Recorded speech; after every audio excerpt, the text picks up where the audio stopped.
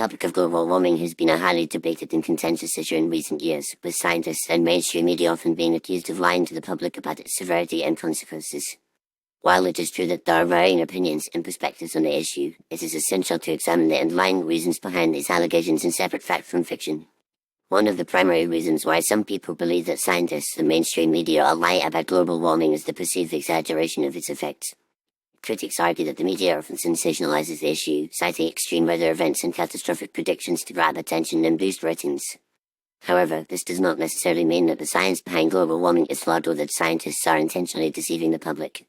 In fact, the overwhelming majority of climate scientists agree that human activities, such as burning fossil fuels and deforestation, are significantly contributing to the increase in global temperatures. Another reason for the mistrust is the complexity of the issue and the uncertainty surrounding some of the predictions. Climate science is a multifaceted field that involves various disciplines, including physics, chemistry, biology, and economics. The models used to predict future climate scenarios are inherently uncertain, as they rely on numerous variables and assumptions. This uncertainty can be misinterpreted as dishonesty or a lack of transparency, leading some to question the credibility of scientists and the media.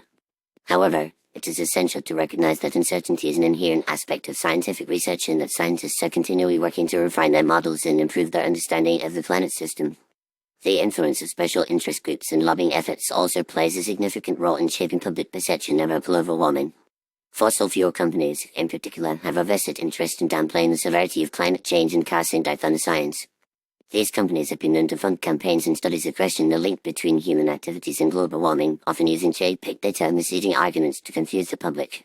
The media, in turn, may inadvertently perpetuate these misinformation campaigns, giving a platform to skeptics and contrarians who dispute the consensus view on climate change.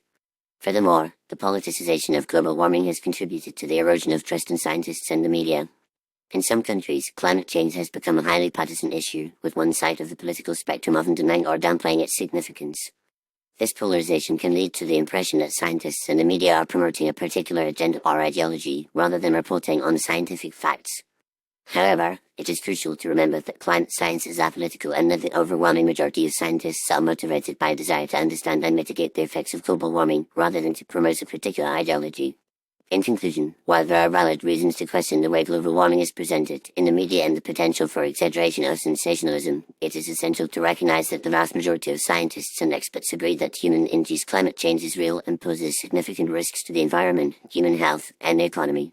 The allegations of lying and deceit are often based on misunderstandings, misinformation, and the influence of special interest groups. Rather than dismissing the science and the media outright, it is crucial to engage in a nuanced and informed discussion about the complexities of climate change and the ways in which we can work together to mitigate its effects. By promoting a more accurate and balanced understanding of the issue, we can build trust in the scientific community and the media, and work towards a more sustainable and equitable future for all.